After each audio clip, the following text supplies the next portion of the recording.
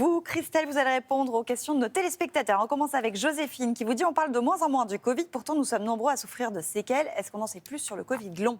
Alors oui, on en sait plus, parce qu'évidemment, on s'éloigne de la pandémie, mais les chercheurs travaillent toujours sur le sujet, et en particulier sur les symptômes du Covid long, avec ce recul indispensable. Et la dernière étude publiée la semaine dernière dans la prestigieuse revue scientifique Le JAMA met en évidence les principaux symptômes de Covid long, mais aussi les plus durables.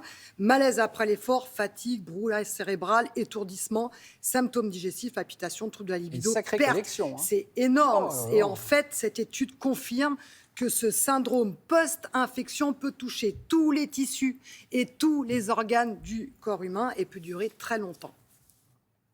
Et ces personnes concernées par le Covid long Alors, en fait, on s'aperçoit quand même que ça représente 6% des personnes qui ont été infectées par le Covid, avec des symptômes qui pourraient durer plusieurs années.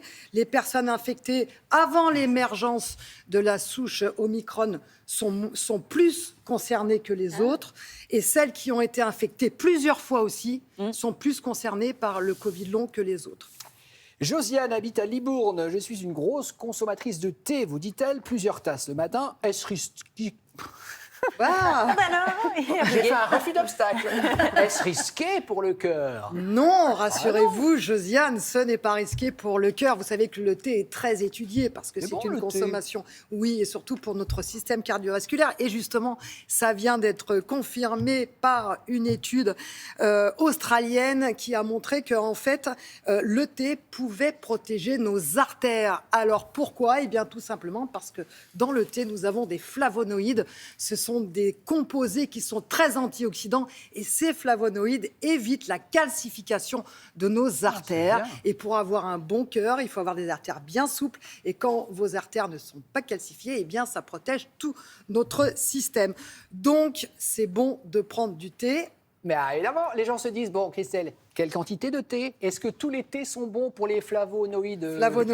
Oui, pour les flavonoïdes, le thé vert et le thé noir sont intéressants. Et à partir d'une tasse, on voit les résultats positifs. Et petit conseil, si vous voulez faire le plein de flavonoïdes, attention à prendre une eau qui n'est pas très minéralisée, c'est-à-dire pas trop de calcium dedans, pas trop de calcaire, et surtout de ne pas monter en température parce que ces flavonoïdes sont instables à la chaleur et vous les détruisez quand l'eau est très chaude.